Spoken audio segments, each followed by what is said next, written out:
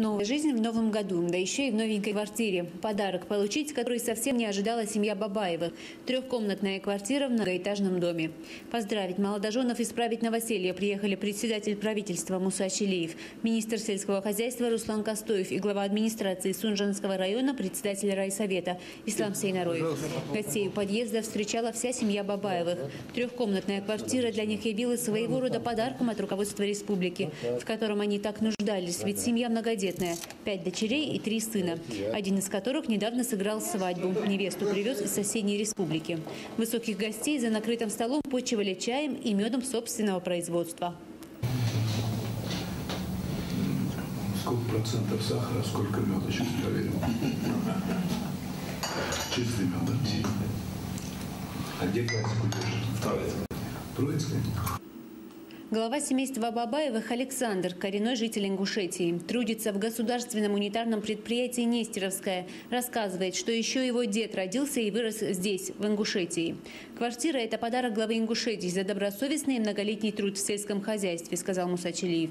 Вот сегодня сын ваш получил новую квартиру, значит, он создаст здесь свой очаг, свой уют.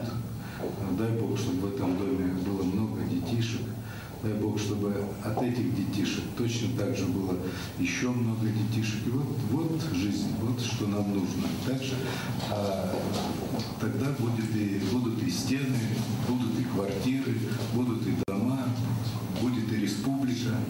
Все будет у нас.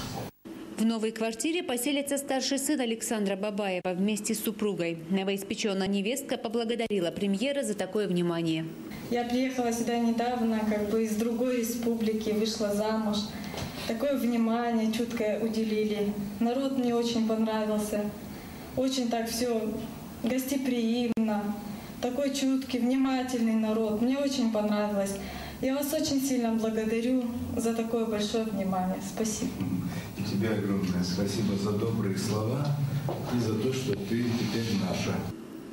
Пожелав всех благ семейству, премьер уже во дворе дома отметил важность решения задач по улучшению жилищных условий наших граждан. В первую очередь улучшение жилищных условий именно наших ингушских русских, когда происходит, все жители нашей республики будут довольны. Поэтому я от души поздравляю вас, желаю в новом жилье счастья, здоровья, пусть у вас будет много-много детишек, пусть все не уезжают, а живут в республике, потому что для русских вот эта республика, она родной дом. И мы, кто как не мы вместе, должны работать на благо этой республики. От души желаю вам самого-самого хорошего. Благодарю за ваши добрые слова. Благодарю сердечно. Я доволен этим. Я даже не ожидал такого подарка.